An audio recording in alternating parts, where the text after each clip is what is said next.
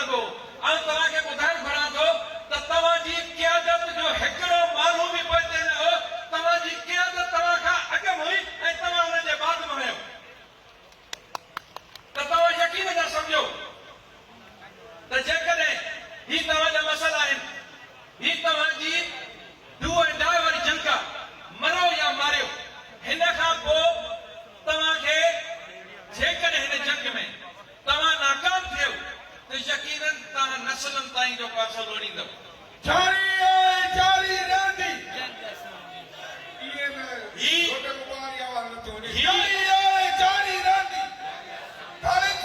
जारी रहंदी जारी रहंदी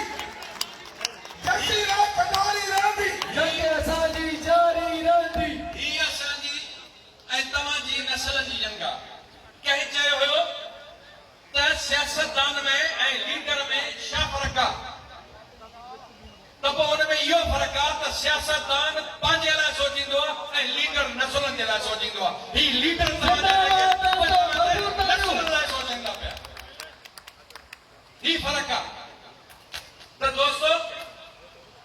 तव्हां शिकारपुर वारनि जे हिम्मत जुर्रत जदोजहद खे मुंहिंजो सलाम आहे जेको एतिरो फ़ासिलो पंधु करे गर्मीअ में तव्हां हिते पहुता आहियो त घटि में घटि तव्हां पंहिंजे अॻवाननि खे ॿुधो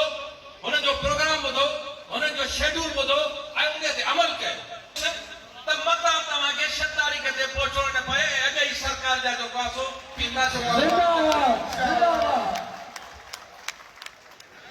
पर ईअं कोन्हे त असां कंहिंजे आसरे ते वेही रहूं असांखे तयारी मुकमल करणी आहे असांखे जिदोजहद मुकमल करणी आहे त शिकारपुर उहो शहर आहे जंहिं हमेशह तमामु हिकिड़ा बहितरीन तालीमदान सियासतदान लीडर पैदा कया आहिनि कारीगर पैदा कया आहिनि ऐं हिकिड़ा बहादुर ऐं दिलेर माण्हू जेका पैदा कया आहिनि जॾहिं अहिड़ो शहर हुजे ऐं उन शहर जा माण्हू थोरी गर्मी जे करे ऐं छाऊं ऐं तमामु लखनि जे तादाद में माण्हू उते पहुचंदा तव्हां जेकॾहिं पंहिंजा हक़ वठण घुरो था त पोइ 6 तारीख़ ते पहुचंदव करे ॿुधायो मज़ो नथो अचे पियो 6 तारीख़ ते जे मसइला न थिया तव्हांखे उते रहणो पवंदो बिस्तरो खणी हलणो पवंदो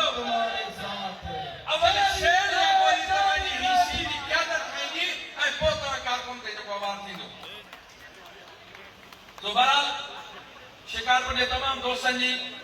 महिरबानी सॼी टीम जी महिरबानी जंहिं जिदोजहद सां मुंहिंजी सॼी टीम खे गुज़ारिश आहे त जंहिं जिदोजहद सां जंहिं बलवले सां जंहिं कोशिश सां हीउ प्रोग्राम कयो आहे त इहा ई जिदोजहद 6 तारीख़ लाइ हिकु माण्हू करे ईंदा इंशाअल्लाह एम्प्लॉइज अलायंस जिंदाबाद